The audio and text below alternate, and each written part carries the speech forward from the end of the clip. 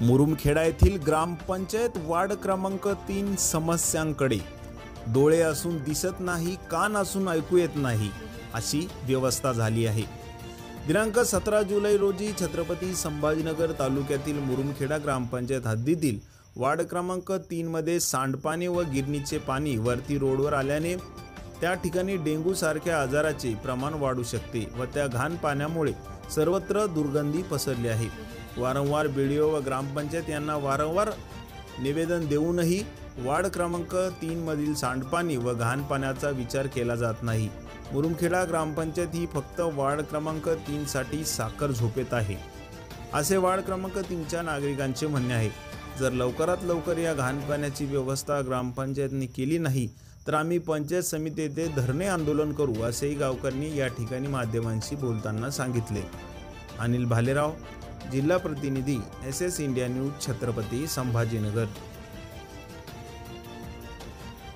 SS India news मध्ये आपलं स्वागत आहे। आपण आहोत छत्रपती संभाजीनगर तालुक्यातील मुरुमखेडा या ठिकाणी। मुरुमखेडा या ठिकाणी वार्ड क्रमांक 3 फार मोठ्या प्रमाणात या ठिकाणी घाणीचं साम्राज्य दिसून आलेलं आहे आणि ड्रेनेज सुद्धा झालेला आहे, पण मात्र ते सुरू नाही आणि ह्या नालीच्या पाण्यामुळे बरेचसे लेकरं आजारी पडल्याचे दिसून आलेले आहे। आणि आपल्यासोबत काही गावकरी वार्ड क्रमांक 3 आहेत। बाबा, काय सांगाल या ठिकाणी? या पाणी दूषित पाण्यामुळे त्याच्यामध्ये आळ्या झाल्या, त्या आळ्या वळवळ करू राहिल्या, आमच्या घरात उडून येऊ राहिल्या ना, आम्हाला तकलीफ करू राहिल्या। रात्री मच्छर आम्हाला झोप येऊ देत नाही, आम्ही मच्छर अगरबत्त्या लावलं दमून गेलो। दुसरी गोष्ट, तुम्ही आतापर्यंत किती दिवसांचा पाठपुरावा केला?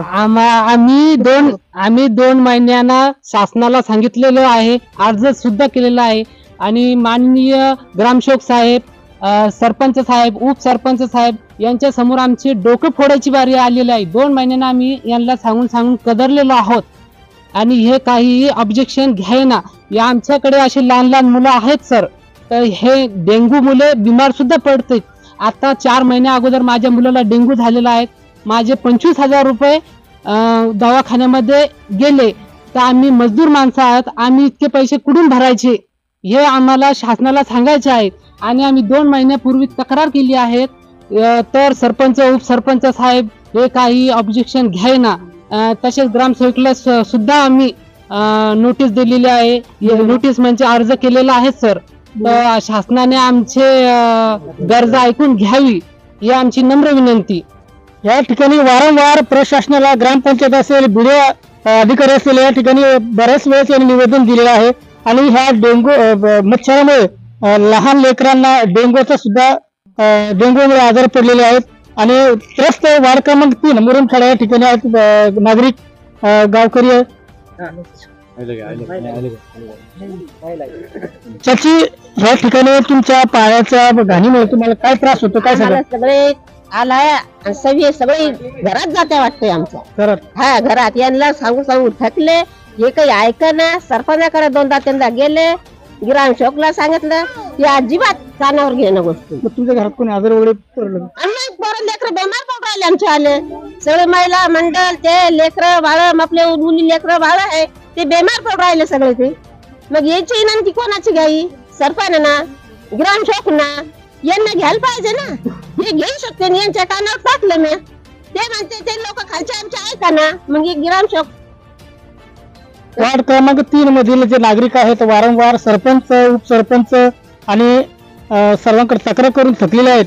अद्यापही त्याच्या वार्डात काही कारवाई झाली दिसून आली नाही आणि ग्रामसेवक हे साखर झोपेत आहे का हे नागरिकांना दिसून आलेलं आहे। तात्काळ यांनी नालीचं, या ड्रेनेज नालीचं काम करून द्यावं गावकऱ्याची मागणी आहे। काय सांगाल भैया? हे आम्ही वारंवार ग्रामसेवक साहेबकडे तक्रार केली आणि हे लेखी स्वरूप मध्ये त्यांना अर्ज पण दिले आम्ही। असं नाही का त्यांना सांगितलं, तोंडी पण सांगितलं, ग्रामसेवक साहेबला सांगितलं, उपसरपंच सांगितलं, वार्ड क्रमांक उपसरपंच आमचे जे वार्ड क्रमांक उपसरपंच आहे त्यांना पण सांगितलं, ग्रामसेवक साहेबला सांगितलं, लेखी स्वरूपने पत्र दिले। हे बघा, पंचायत समितीला पण लेटर दिलं आम्ही, तरी आमचं कोणीच ऐकायला तयार नाही। हा नालीचा प्रॉब्लेम कमीत कमी 4 वर्षाने आहे, पण आता त्यांना समोरच्या व्यक्तीचे घाण होत होते तिकडे, तर त्यांना तिथे माती आणून टाकून दिली, ते सगळं पाणी अडकून पडलं। आता याच्यामध्ये भरपूर आळ्या झाल्या आणि माझी मुलगा सुद्धा बिमार पडलेला आहे आता सध्याला। मी त्यांच्याकडे नम्राची विनंती करेल, फक्त डोकं फोडणं बाकी राहिलं साहेब. ते ऐकायलाही तयार नाही, कोणत्याच पद्धतीमध्ये आमचं ऐकत नाही. आणि वारंवार त्याला सांगून सांगून ते म्हणते तुम्ही तिथं माती आणून टाका. सरपंच यांना सांगितलं का साहेब हे काय करायचं, समोरचे लोक पाणी सोडून राहिले, हे ड्रेनेज लाईन चालू करा. ते म्हणते आमच्याकडे बजेट नाही, हे सध्याला आमच्याकडे पैसे नाही. मग आता यांना पैसे कोण देणार, आम्ही देणार का साहेब? का हे गावाने सरपंच उपसरपंच देणार? ग्रामपंचायतीमध्ये फक्त वार्ड क्रमांक 3 साठीच बजेट नाही का? नाही, ते म्हणते बजेट नाही आमच्याकडं आणि हे काम आमच्या अधीन नाही. वरून हा आमच्या वार्डसाठी प्रभाग क्रमांक 3 गावाच्या दुसरे 1 नंबर 2 नंबर मध्ये रोड झालेले आहे आणि गटुकरण पूर्ण झालेले साहेब. आणि इकडे आमचं असं का नाही, आम्ही समजा मीडियम बस्ती आहे आणि इकडे बहुतेक समाज आहे आमचे शेजारी पाजारी, तर आमच्या गल्लीत काहीच सोयी नाही साहेब. वारंवार सांगून सांगून सरपंच येतात, दुसरे सरपंच येतात, तिसरे येतात, ते काहीच करत नाही इथं. आता आम्ही काय करावं नेमकं, कुठे जावं हेच कळत नाही आम्हाला. तुम्ही याच्या पुढे काय करणार? आता आम्ही इथं नाही यांना केलं तर आम्ही पंचायत समितीला आणि सर्व परिवार माझे 20-25 लोक आहे आणि शेजार पाजारी घेऊन आम्ही तिथे धरणा देणार पंचायत समितीला साहेब. या ठिकाणी गावकऱ्याच्या वतीने जर यांना न्याय मिळाला नाही तर पूर्ण गावकरी वार्ड क्रमांक 3 चे जे रहिवासी आहेत वार्ड क्रमांक 3 ग्रामपंचायत हद्दीतील ते पंचायत समिती या ठिकाणी जाऊन उपोषण किंवा आंदोलन करणार आहेत असे त्यांनी सांगितलेलं आहे. धन्यवाद. SS इंडिया न्यूज साठी मी अनिल भालेराव, जिल्हा प्रतिनिधी.